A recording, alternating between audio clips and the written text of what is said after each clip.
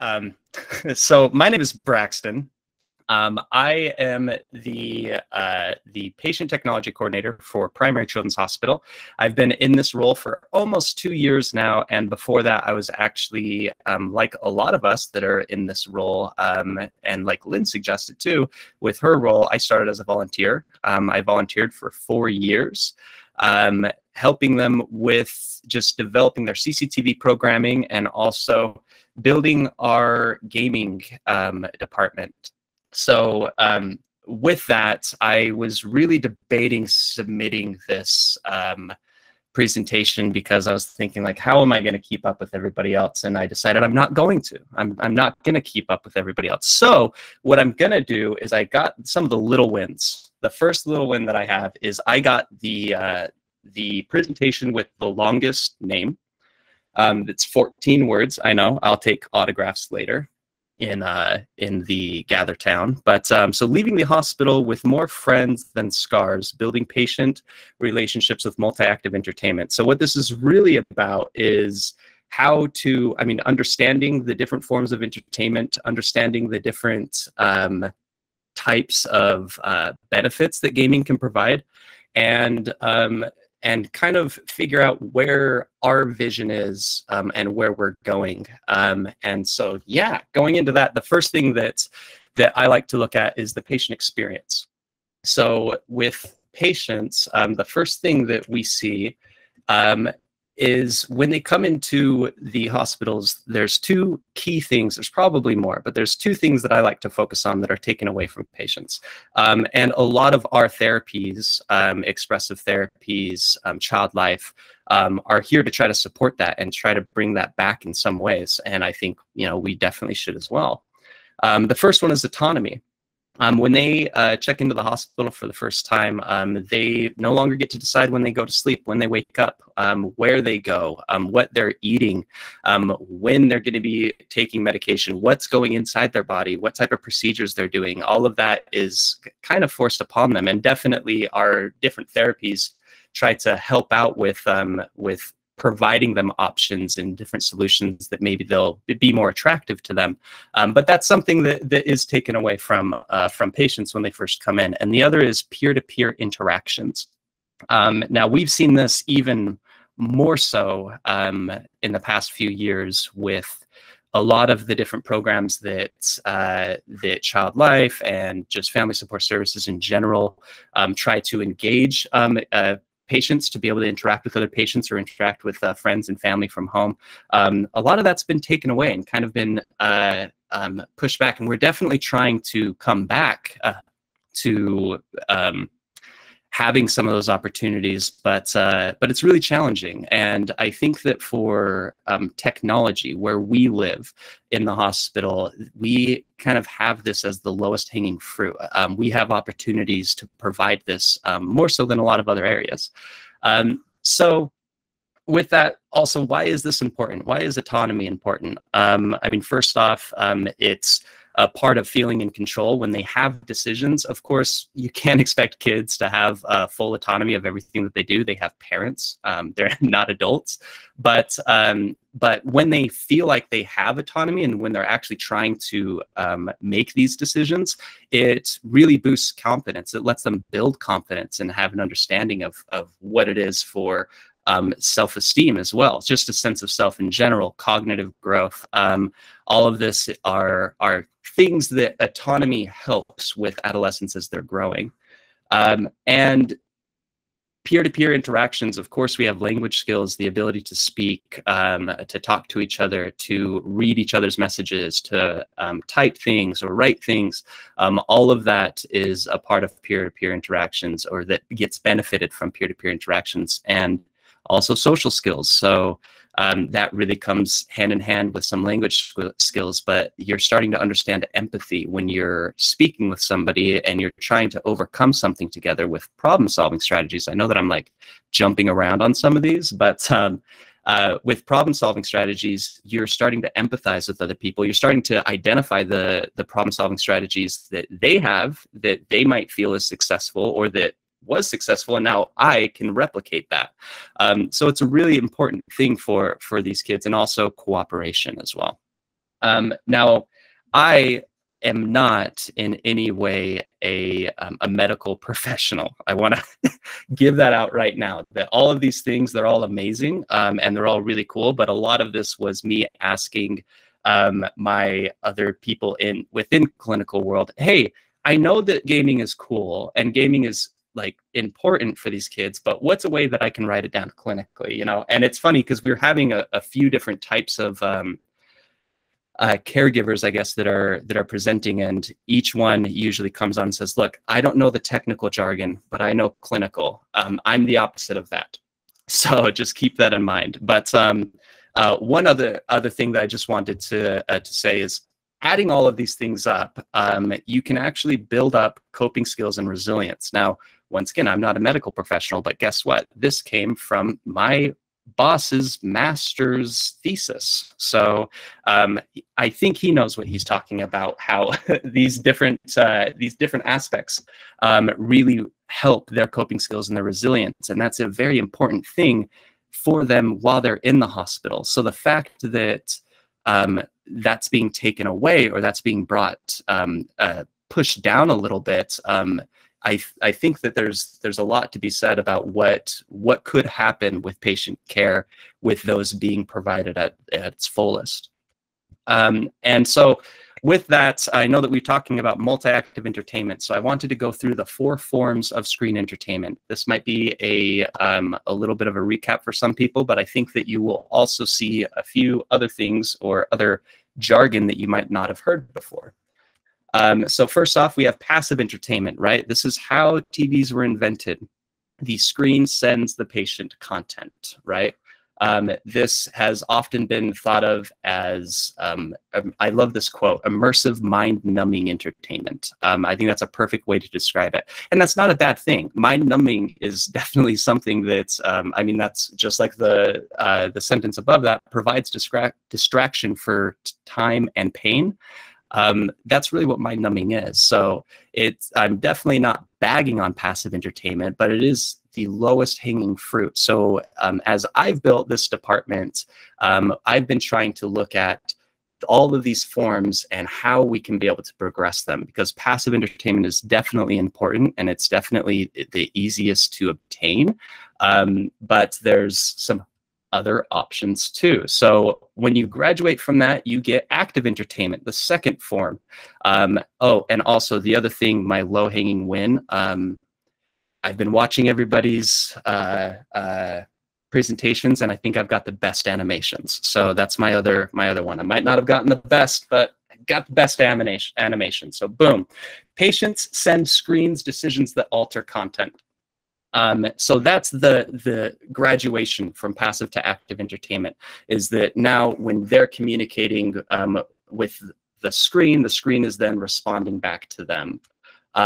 This is a big difference when you look at things such as, you know, watching Spider-Man make decisions. Yes, that's very important to be able to idolize someone and see what a hero should do. And then with active entertainment, you actually get to become Spider-Man and make those decisions and protect New York the way that you want to, or mess around with New York the way that you want to, because that autonomy is really, really important. And you also get a lot of education benefits, like the difference between watching Jack Sparrow be a pirate and learning how to actually navigate with grid systems and charting. And I'll tell you what I mean. This is a game called Sea of Thieves, where you can get in and you can find a treasure map like this. And I hope that you can see my mouse cursor right here, but there's a little X right there in C4. So this is a grid system that they're using, that they find this treasure map and they want to get to that island. So they use this chart that is inside their ship to find that that exact island, see where it is in relevance to their ship, see what direction they need to go and how long, and then use their compass to be able to find out which direction that is in real time and try to get to that destination. It's very complicated, and it's something that you can have 8-year-olds, 6-year-olds learn how to do.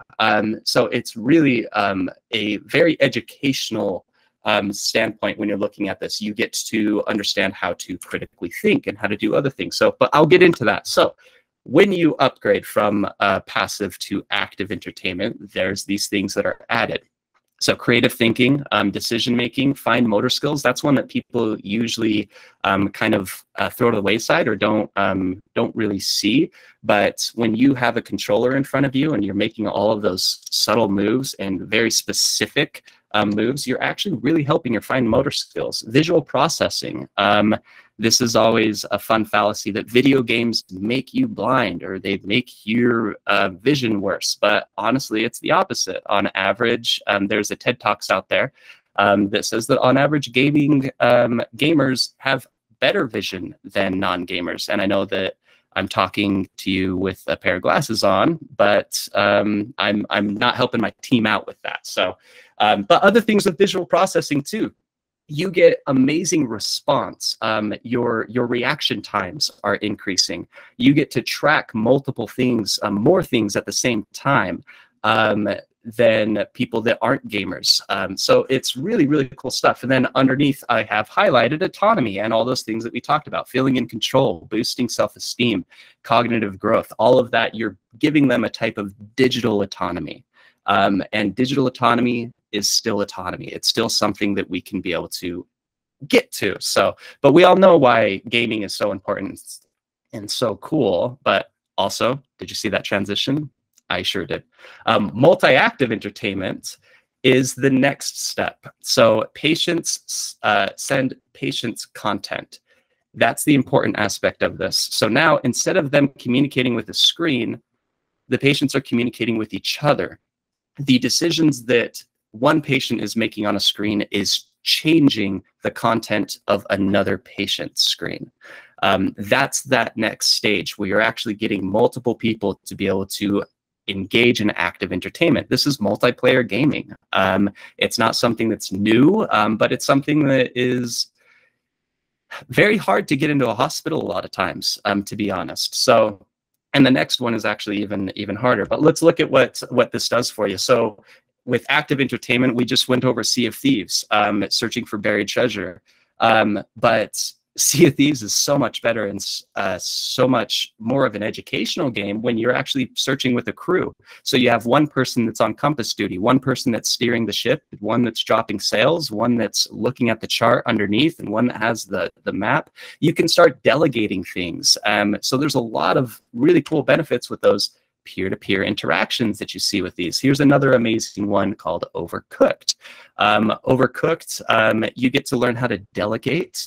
There's a lot of things that you get to learn with this, but basically in this game, you are a chef and there are a bunch of undead bread, so they're the unbread that are attacking you. And if you can, you try to make as many dishes as you can to give them in a certain amount of time, and then they'll eat the dishes instead of you. And it's a crazy game for delegation. This is one of those games that I love because when a patient plays it, they have to go in with the expectation, I am not going to win the first time that I play it. So you're actually setting them up to understand that failure isn't failure. It's, oh, I'm going to use this time, this 10 minutes or however long that the game gives you to learn what's going to be the best process for me and the other people that I'm playing with to figure out how we're going to be doing things. So one person's going to be washing the dishes and then giving out the food. The other one's going to be chopping the, I mean, in this case, it looks like we have tacos.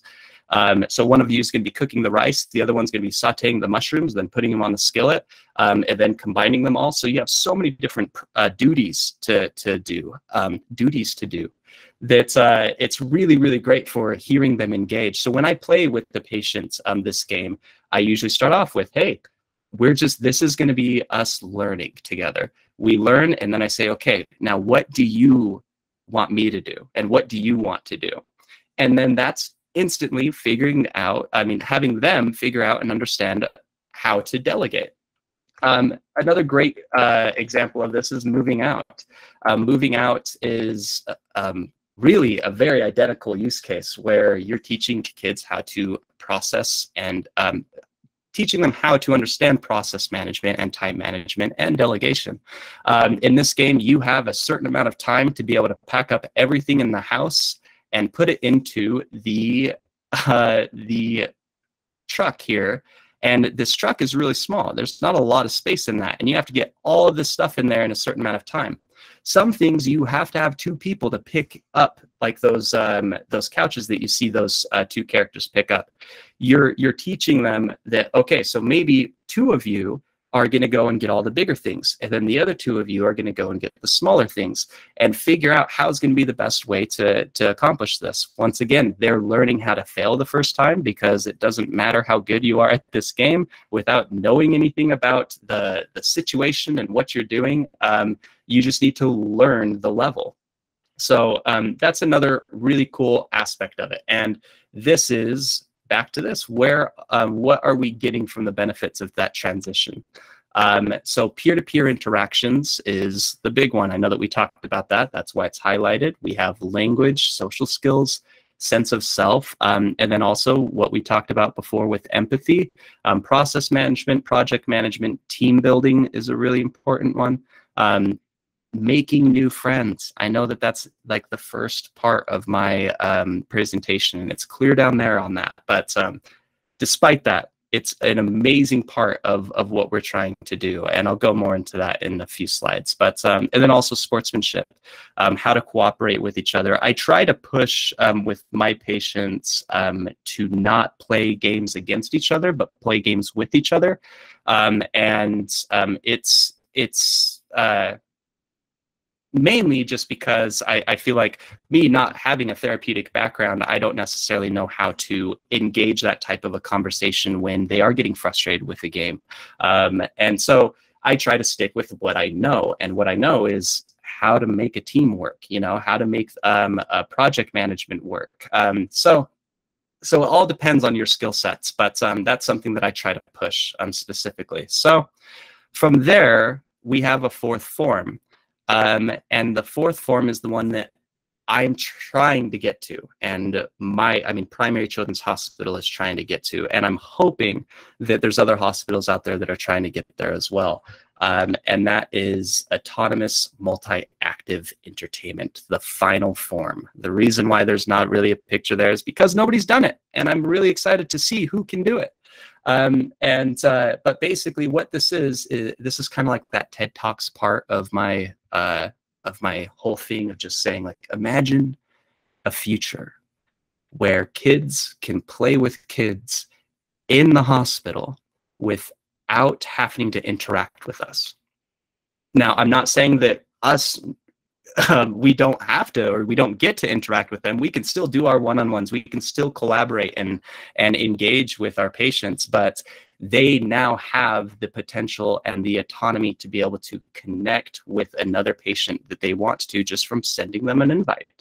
And so it's really important to me that we try to push this, but because of those aspects, right? Providing autonomy and providing peer-to-peer interactions autonomously is going to be really, really important. And this is a very difficult thing for a lot of people to obtain, especially because autonomous multi-active entertainment would need internet. Now, don't close out the window. Don't go back to GatherTown. I know it's risky business, right? Marty just said it's risk management for the privacy. There's a lot of issues with trying to get this multi-active engagement. But there's definitely ways that we can. And honestly, as we've started these efforts 2 years ago, and seeing what's out there now, the progression of the gaming industry to help out with providing industry solutions is getting there. It's not 100% yet, and it might not ever be. But there are definitely advocates inside those worlds, especially because of the amazing things that that a lot of the foundations are doing and a lot of the charities are doing, such as Child's Play, Games to Grow, and of course the wonderful symposium that we're actually having now. There's a lot of talk about how they can be able to help interact with us and help us be able to achieve this and find these pain points that we as hospitals have that really isolates us from other gamers or other customers, really. But so with this, I'll kind of share a little bit about what my hospital is doing currently to try to get this going. We currently have, well, for one, my department is the patient technology department. We are separate from child life. We fall under family support services, so we are working alongside with child life, with our expressive therapies teams, and the school services teams. We're really, we provide the tools for them so that they can grow their field, so that they can be able to get more engagement, and also allow me to be able to participate in that as well, right? So we also have currently an in-room gaming system. So we have Xbox Ones in 235 rooms in our inpatient areas. We have a little bit more rooms than what we have Xboxes, but the only reason why that is because there's an infant ward that we don't, there is too young to play video games, unfortunately, and 3-month-olds can't do it. So we kind of left them out, but we have 235 in-room gaming systems. And what we did was we set these up to make it the settings secure so that if a patient is playing online, they're hardwired, and if they're playing online, they can be able to connect with another patient because they're on a friends list. So we friend all of them together, and then we make a setting in the Xbox that doesn't allow any friend invites, any messages, any party invites, anything like that from people outside of their friends list. That way that they can be doing what they want to do safely without having outside people trying to send them party invites or trying to talk with them or communicate with them. But at the same time, there's an aspect of that when we first launched this that was a big issue for me, and it's that we were allowing peer-to-peer interactions, but we weren't allowing the patients to be able to have those connections with people at home.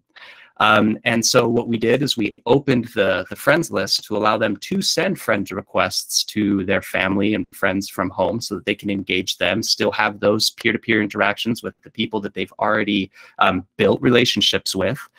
And then they actually reset after 24 hours. So, and that's something else that's that we've been working on to try to bridge some of these gaps of the issues that we have just in our field.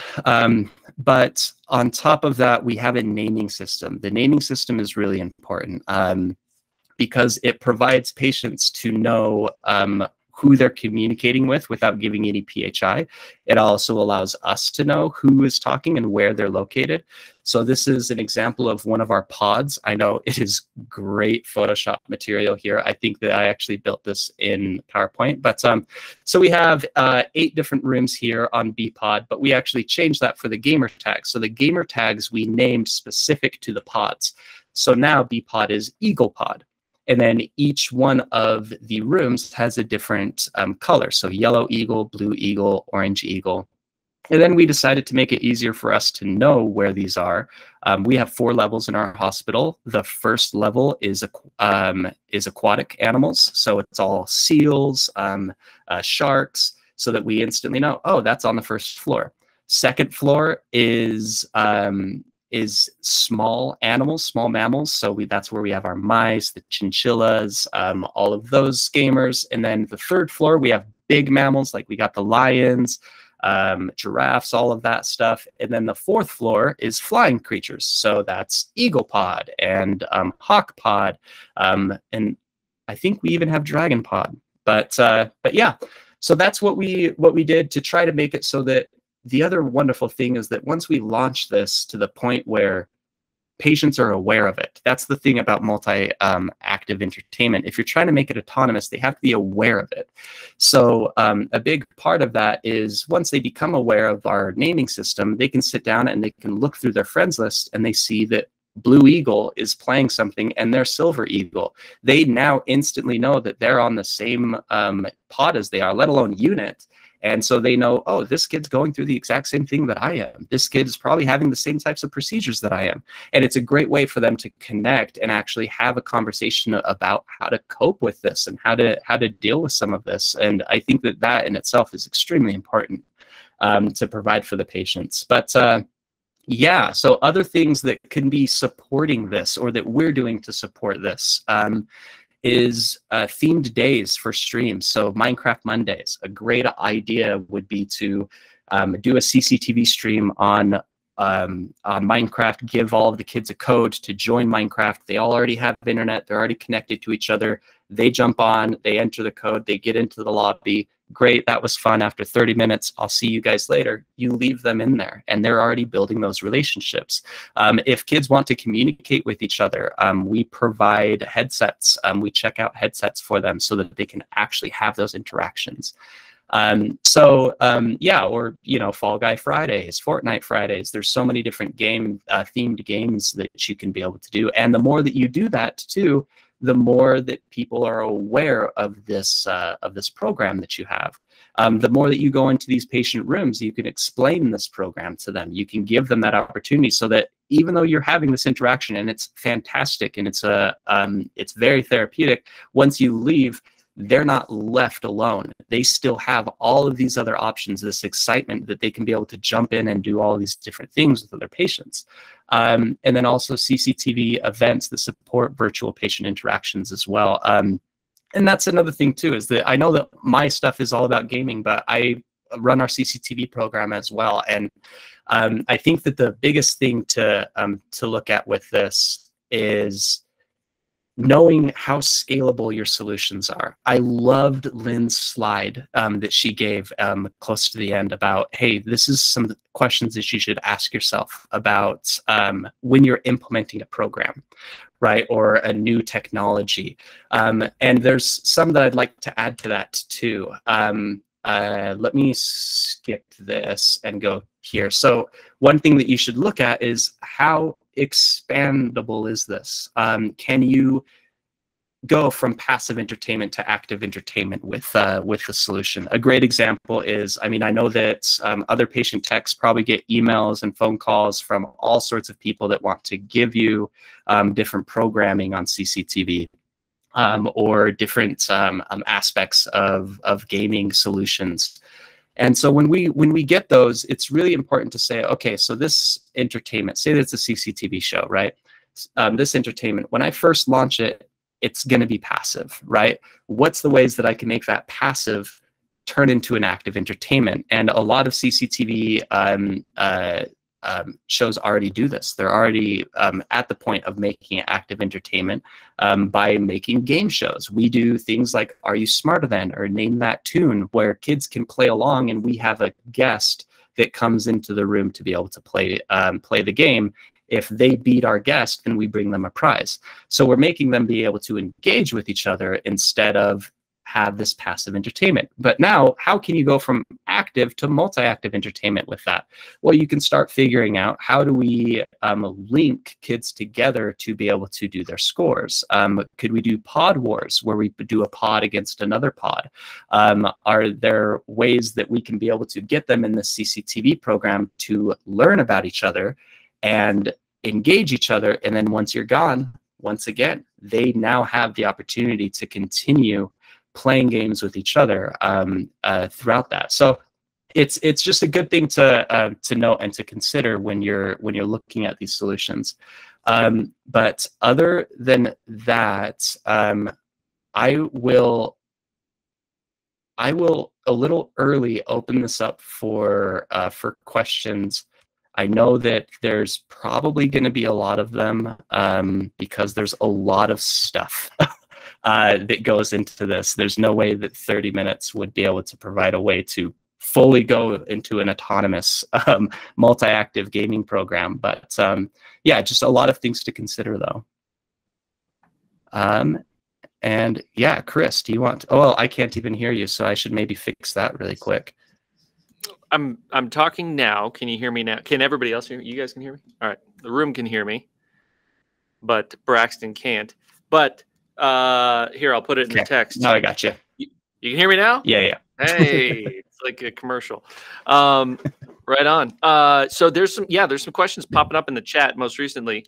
How in your hospital, how can kids order games or specific platforms or hardware or what have you? Awesome question. So we have once again our Xboxes are in the room already. But we also have other options. We have about, I think, 13 carts that we've custom built. I actually showed one of those briefly, carts that we have that's an Xbox / Switch cart. So we provide those, and it's usually we use Vocera, and I have my own team that they just hit the Vocera button and say call Xbox support, and they directly get a hold of me, and I can go and help support them. So if they're looking for a headset because they're wanting to talk with their friend from home or something, we can provide that. Another thing too, other things that we provide, if a patient wants to play on their own account, we still will allow that because especially, well, in certain circumstances, so they would need to be inpatient for a certain amount of time, and we need parent approval. Just so that we can track it, we can know when to go back in. We also force them to put in a PIN key for whenever they log in, so that if they do discharge before I can get to it, it's still not something that other patients can access. There's so much more that I could answer with that question. Yeah, for sure. We've got a ton of other questions. Okay. You're welcome to pop around in the chat to sort of see what rings true to you in terms of addressing that maybe you didn't yet. Yeah, or I could throw questions to you. Definitely. I see a really big one. Oh, and then the other thing, of course, too, is that our in-room gaming systems work diskless, so we do not have any disks that they need, and we actually use Game Pass Ultimate for all of our accounts. So all of our accounts have over 100 games that they can download and play themselves. And yeah, so let's see. There was a big one, Scott's. I know that I'm skipping some people, but how are you managing all of those accounts on the Xboxes? That's the biggest issue right now for the people like me that are trying to push these things out. There's definitely a lot of conversation that I'm having right now with Microsoft. And other patient techs as well is communicating some needs for helping out with just figuring out how to manage all of it. What I personally do is I have everything inside an Excel spreadsheet. The Excel spreadsheet consists of the pod that it's on, the room number that it's at, the email address that's associated with the account, the gamer tag, and the password, and then also how much Game Pass Ultimate is left. So there's a lot of things that's there. But currently, as Garrett just said, there is no MDM, but there are solutions that are actually, I think in the next probably 3 months, we're going to hear some, hopefully that soon, we're going to hear some announcements from some people about some options. So with that too, let's see, there are, and Scott, if you had more specific questions about how to manage them too, I can definitely help with that or answer those for you. Let's see, ADT integration would be better, but more difficult. How has your facility reacted to this overlap? Let's see, but this still risks a patient's new room having access to prior patient's contacts until the reset. So that's actually a good question. So the program that we're using, it's completely, you can push those resets whenever you want to. You can push it to a specific account if you know that they discharged, or you can set it up to do it on the hour. It just really depends on how you're looking at setting that up. Also, if a patient, say that a patient sends a friend request to his Uncle John, he's playing with his Uncle John, now he leaves, the next patient comes in.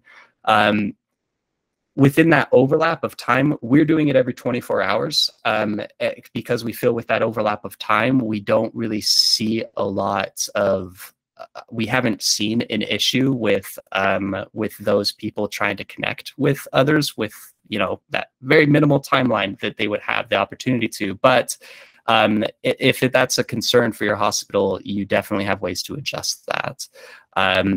But let's see, we have, how the kids in your hospital can, oh yeah, well, you already answered that one. Can you push specific games and restricted games to certain pods?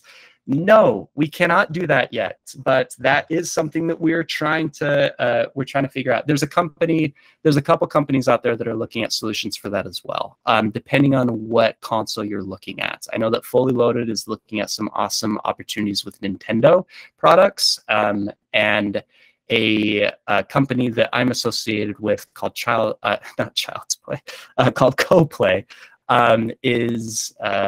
is also working on that for Xbox solutions, as well as others in the future, like VR setups. So hopefully in the future we'll be able to push specific games to areas. Our settings for like privacy settings, or I guess parental settings, is to teen and under, to try to make sure that nobody's playing anything that's too obscene. And how do you moderate conversations in between patients when autonomous, considering age range differences and or external friends joining with new hospital friends? That's a fantastic question. It's whenever you're connecting a patient with a patient, whenever you're connecting anything online in a hospital, it is scary. You're terrified. But something really to look at with that, I'm not saying that it's not a concern, because it definitely still is, but it's just the same as recess, right? Sometimes those conversations might not go well, but peer-to-peer interaction is just a part of them growing up.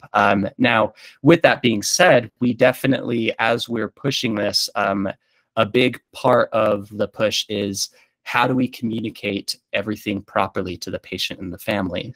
And the big thing that we have is a parental guide that gives them a lot of information, QR coded on every one of our Xboxes, so that they can have they can know the things that are allowed on the hospital network, the things that they can do, how the Game Pass Ultimate works, and also who to call if there's any issues.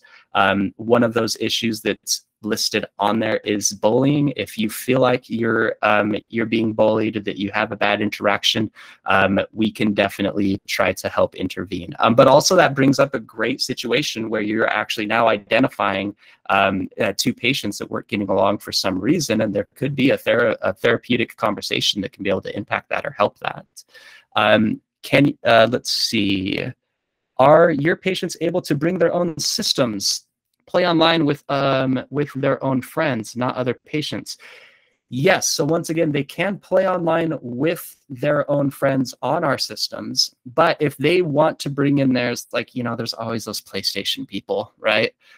No, I like PlayStation sometimes. But so sometimes they bring in their own PlayStation or even their own Xbox because they just want their own games that they own and they don't want to have to deal with downloading them. We provide that. The only difference is that they can't be connected to our wired network. They would have to be set up to a guest network. So that's the only thing about that. But I will definitely go up and help them connect those and set them up to the TVs. In fact, we now have had a push last year and this next upcoming year to set up HDMI ports right next to the bedside, so that whatever things that they bring in that they want to cast or get on the TV, we don't need to have them cast it. They just plug it directly in there, and we have a HDMI cable locked into place there that they can connect to, and then it displays on the screen. That's really going to be helpful for the situations where they do bring their own maybe Nintendo Switch and they want to play it together, or if they just want to log into their Disney Plus account on their console or their laptop and plug it in and watch things. So let's see, what else do we got? Is there possibility for multi-language support? Absolutely. That's a very important thing for us. We have that parent guide set up in multiple languages, but also we have another thing for the Xbox support team to do is if we have somebody that does not speak English primarily, we will go up and change the entire system, the Xbox itself, to a different language for them, and then at discharge switch it back. So yes, that is something that we do. And also, if there's ever times where we need to communicate with them or that they need an interpreter, we have interpreter iPads on every floor that we can utilize for those interactions. Let's see, any good examples of multiplayer games for CCTV? Absolutely. Most of them have already been brought up because there's such incredible options. Fall Guys is an extremely easy one to set up to provide to patients. Now, here's one little caveat that you have to think of when you're doing these patient interactions with the Xboxes, is that if you're doing a CCTV broadcast, that's taking over that TV. So they cannot play with you and watch you at the same time. So when we stream to CCTV, we also have a QR code up there that they can scan and actually watch the stream from a phone or from a tablet. We're also really interested in trying to get into iPads for every room for this exact issue and a lot of other issues. So they can be able to watch it and then play the video game on their TV. Other games that are fantastic for this, I would definitely say Sea of Thieves is a really fun one to engage kids with. You'd want to find ones that have big lobbies. Another one that a lot of people do is Acron, though Acron isn't one that they could play with each other because it's a virtual reality game. It's definitely a great one for CCTV that allows them to know each other's existence. I think that's a really important thing. When a patient's walking down the hall, they just see a bunch of closed doors. How did you set up all the Xboxes? That is a really big question. That was time and dedication. We do not currently have an MDM system for this, no. But like I said, there are companies such as Microsoft, such as CoPlay, and also Fully Loaded that are trying to look at, and another one as well that I forgot the name of, that is looking for creating MDMs for it. We do have, with CoPlay, there are some things that are already currently functional that we're using and we're testing at that facility, and it's hoping that it will be able to be provided to other hospitals as well. So great question. And then we are oh, sorry, Chris, do I need to move this to the other room? No. Oh. If you see another question you'd like to answer, we got about another minute for you to dive in. Great. I will answer this one really quick. We are constantly facing the challenge of IT not allowing us to connect our consoles to the internet. Is there a way to make this happen? Yes. The big thing that it was a 1.5 year conversation for us, honestly, and it was a lot of really just hitting our heads against the wall with it. But I think that the biggest change, once we saw that there was progression, it was when the person that was managing this, once again, this is when I was a volunteer, he changed the topic. Instead of it being why is this not going to work, how can we get this to work? And he really tried to bring this conversation to, okay, we know that you guys don't like this. What do we need to do to make this a reality? There has to be a single possibility. And from there, now they're looking at, okay, well, if you did this and this and this and this and this, and if that was a possibility, then yeah, we would do it. That's kind of how the conversation went. And then we had to both kind of figure out a median on those points. But I think that the biggest thing is presenting them a solution that you've already figured out how to keep the patient safe, how to keep the network safe. That's really the biggest points that you'd want to focus on. And also, if you have any questions for me or anything about more specific like that, or how to actually set up the Xboxes, I could talk 30 minutes just about that alone. So definitely email me, contact me if you have any questions. I would love to help you out with any of those things, and I have been helping out some hospitals with that in the past as well. So